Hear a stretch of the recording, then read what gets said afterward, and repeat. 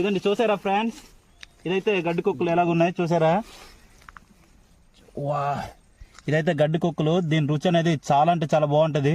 దీని కలర్ ఏమొచ్చి నలుపు రంగులోనైతే ఉంటుంది, కానీ దీని రుచి అనేది చాలా అంటే చాలా బాగుంటుంది. ఇదండి